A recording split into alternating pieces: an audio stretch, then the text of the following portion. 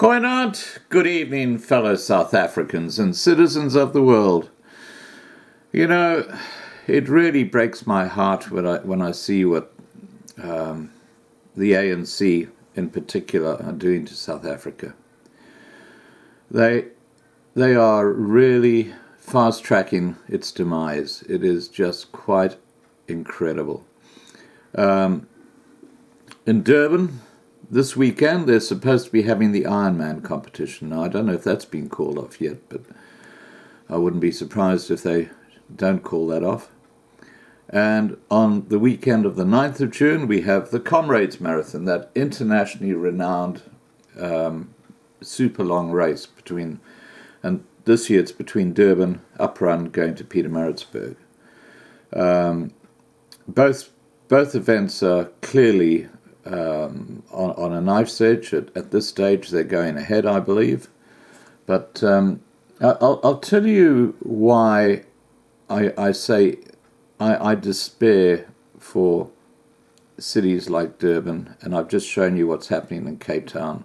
It's chaotic in Cape Town as well now. Durban is in crisis, with Zuma's acolytes in control of the eThekwini municipality.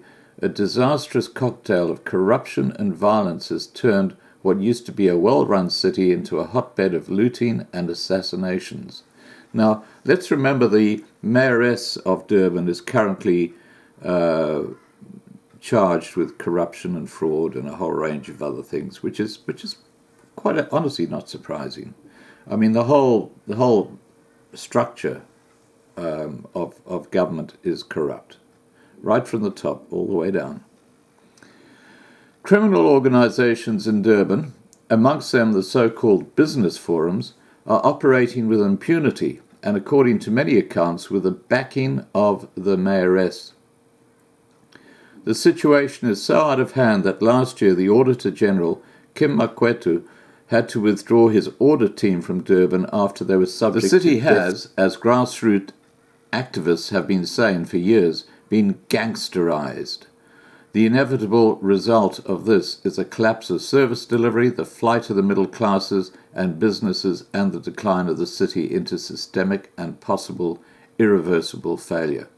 Now, I went to the Durban Club in, I think it was 2011, and I spent a couple of nights at the Durban Manor. Now, the Durban Club famously looks over that yachting harbour that was full of sewage and plastic bottles after the floods not so long ago. Now, the reason I raise this is because the Durban Club, back in the 1970s, 1980s, had 3,000 members and a 20-year waiting list to get in as a member. The Durban Club today has under 300 members, and it's just a shell of what it used to be. And that just reflects that people don't want to come into Durban anymore. It's too dangerous. So, the Durban Club today, how many members has it got? Just over 300. Just over 300 members. And you're not getting more members at all? No, not very slow, you know. Yeah. For this year, we've had 2 new members. In the whole year? Yes, yeah, so far. And 20 years ago, you had a waiting list of about 20 years, didn't you, to get in? Yes. And how many members did you have 20 years ago? 20 years ago, well, that was before my time, but from the time I was here, I mean, we had like over 3,000 members. 3,000 members. And you've been here how long? 20 years. So you've been here 20 years. They had over 3,000 members. They've only got 10% of that left now. And what's the main reason for that? Well, I think it's, you know, the area we're situated, that's a CBD. In Durban? In Durban. Yeah. And also, you know, the younger generation doesn't want to belong to, you know, clubs like these anymore. Yeah. Yeah. And they've moved out to Mhlanga Rocks and other places, have they? Yes, yeah. So they find it probably too dangerous to come into Durban at night? Yes, and people go where they live. There's bars, restaurants. Yeah. Yes. And Anyway, that was in 2011. I wouldn't be surprised if the Durban club hasn't actually closed down. I'll have to check that out. Okay. The city has, the arrest of the mayor, Zandile Gumede, is, however, a major breakthrough. If the rumoured arrest of 62 councillors does in fact happen, we'll know that the honest parts of the state will have a fighting chance of cutting out the rot.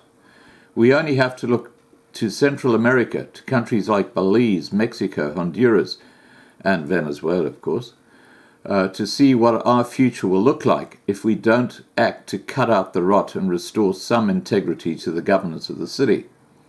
And that future is bleak. It is a future of rubbish, rotting in the streets, sewage washing into the rivers and the harbour, potholes, undrinkable and unreliable municipal water, regular assassinations, and the lack of any clear dividing line between organised crime and the local state.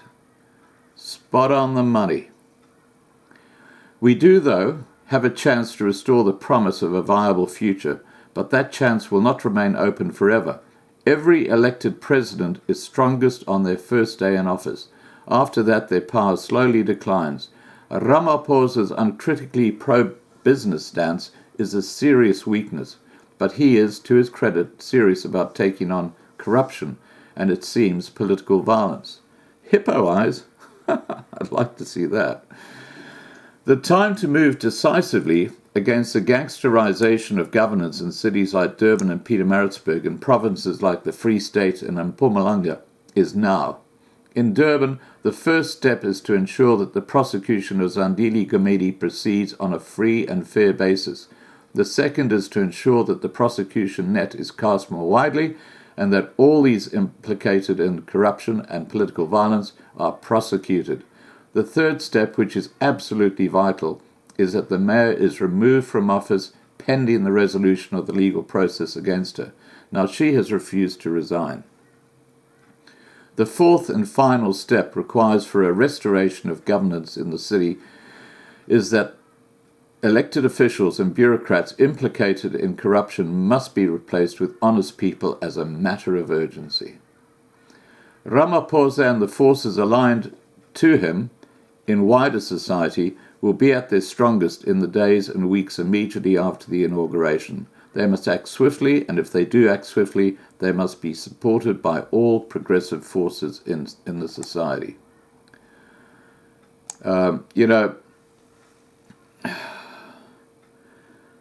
25 years of corruption and gangsterism, and there's no better icon of that identity than Ace Magashule. The pro-Zuma forces like the African Transformation Movement, the African Content Movement, and Black First Land First were trounced in this election. The protest in support of Gumede was pitifully small. Zuma himself may well be heading to a prison cell. The pro-Zuma forces are weak at the moment.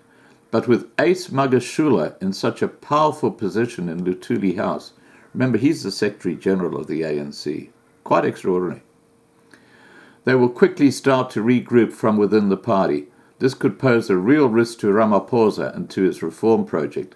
As soon as Ramaphosa feels that he is at any risk, he will start to back down and to make compromises with the corrupt.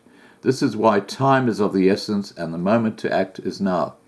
In Durban, it is vital that business, faith-based organizations, civil society and grassroots politics in the form of the new and powerful coalition of shack dwellers, flat dwellers and street traders, along with the municipal workers who have come out against the mayor, unite and push as hard as possible against the forces of corruption. This is the sort of moment in which a broad-based coalition and a clear-sighted apprehension of what is at stake are both vital. This moment of possibility will not come again, and it must be seized. So, as you can see, it's not just Cape Town. It's Durban. It's Pietermaritzburg. It's Port Elizabeth. It's Johannesburg. It's Bloemfontein. It's Pretoria. In fact, you can name any city in South Africa today, and they're going through a similar scenario to what is happening right now in Durban. The only difference is that the well-connected, the mayors and the councillors, who are all, or mostly black Africans today, are largely corrupt, and they haven't actually been charged with anything yet. And that's where the huge problem is. And that discussion or press conference that the NPA had the other day, where they talked about the lack of funding to actually go after these cases, is critical to what we're talking about here. All right, guys, please have a great evening. Remember to subscribe to be kept informed, and ring the bell.